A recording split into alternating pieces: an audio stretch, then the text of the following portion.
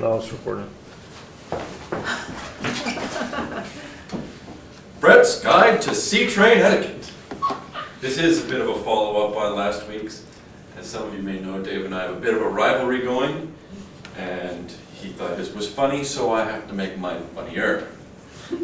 I'm going to start by talking about something I know very well. I've been taking the C-Train every work day or school day since I was in junior high. So that's about 16 years, I guess. I've been besought by all of the crappy behavior I've seen, and this is a little guide to, oh goody. This is a little guide to how people should or do behave on Calgary Transit. I'm going to start with boarding the train, being on the train, and getting off the train. First off, platform etiquette. As the announcement always says, please stand behind the yellow line. There are plenty of people who will stand right on the edge of the platform as if that's going to speed up the approach of the train. It doesn't, and in some cases really slows down everything. I have a little test for you guys. Try putting this in order. The remainder of the platform people embark in the order that they arrived on the platform until the train is full. Customers with special needs board the train. If necessary, some patrons step off the train to facilitate disembarkment. Patron platforms stand back patiently. Those who stepped off re-embark, and people on the train allow departees to disembark. Give you a second just to figure out what the proper order should be.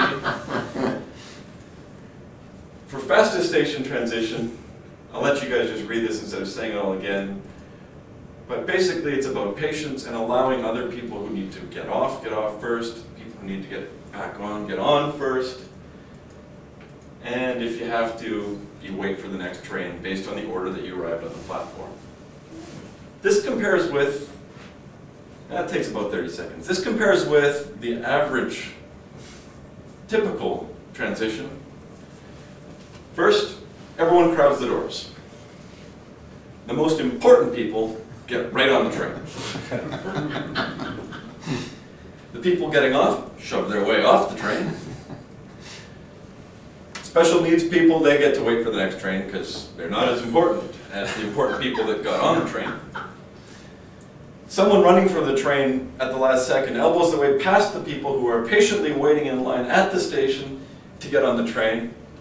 He gets stuck in the doorway, which will no longer close, and everyone waits while he tries to shuffle to get his legs past that little sensor that goes behind. And some guy forgets to get off the train and throws a tantrum because nobody's willing to open the door for him, or the doors won't open. It takes around 4 minutes. Don't worry, this guy was in a hurry, so he needed to get on that train. He'll usually tell you too that he was in a hurry. Just an example, you can see up here, oh, I got a pointer. You can see that there are people trying to get off the train, but they can't. So this is just delaying the whole process. And in some countries, they actually hire people with little white gloves to, well, do that. Shove people on the train, and if you're a latecomer, they rip you off the train. So here's another little quiz for you guys. Seating. We got 5 different people. Who's going to get the seat? We've got a man on crutches, a pregnant lady, a man with a guide dog, a woman with a stroller, or a senior with a cane. Who thinks it's going to be the guy with the cane? A little crowd interaction here. 1. How about the woman with the stroller? Last. Last. Guide dog. Pregnant lady. Crutches. Well, you guys are all in agreement with me. It's a bunch of chatty teenagers. If not them, maybe it'll be this guy. He's living it up like a boss.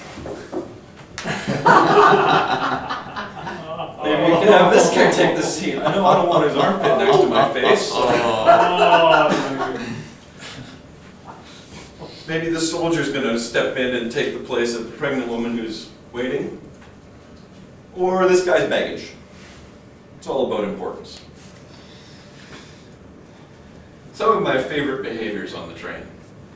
This guy's playing his music, listening to Celine Dion at such a volume that we could all be singing along if we liked Celine Dion.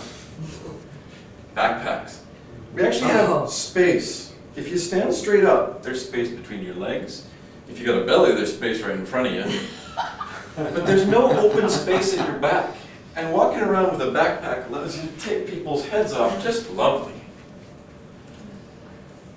Smoking.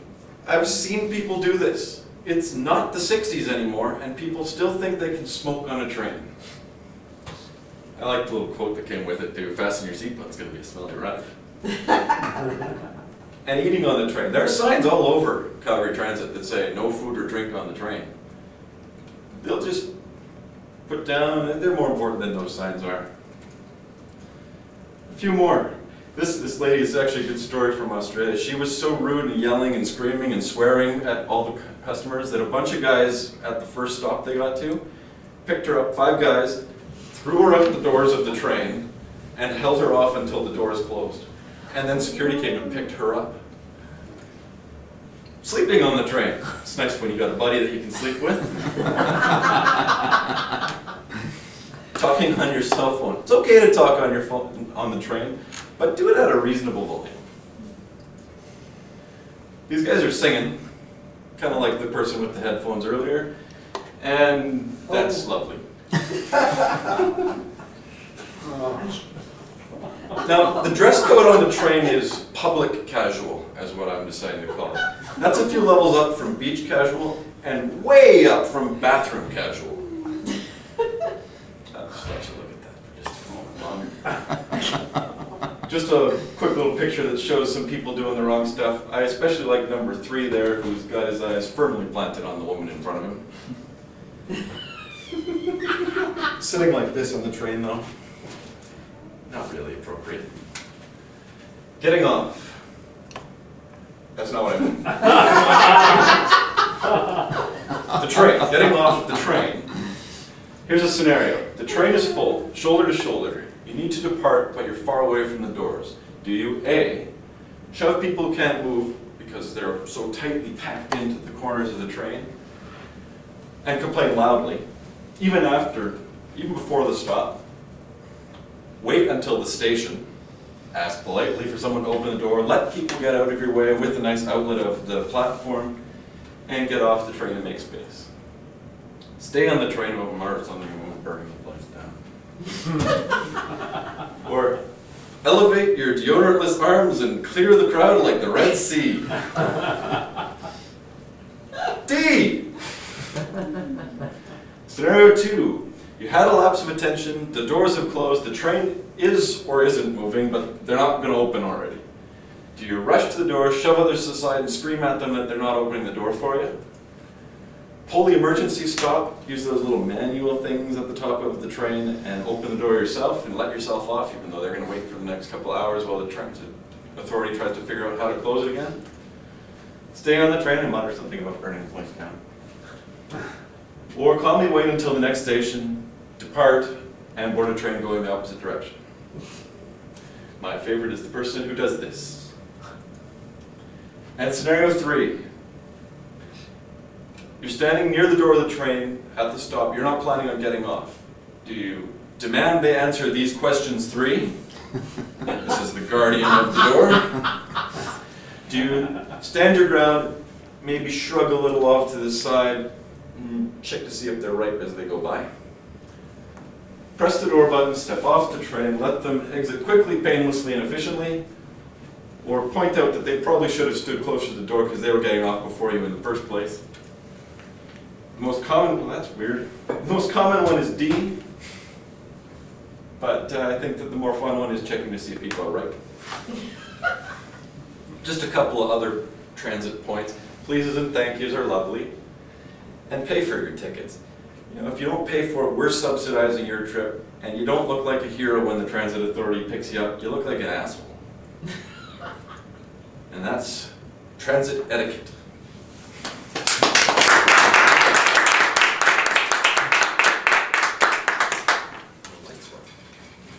Thank you, Brett. Can we have 1 minute, please, for everyone to fill out their evaluations?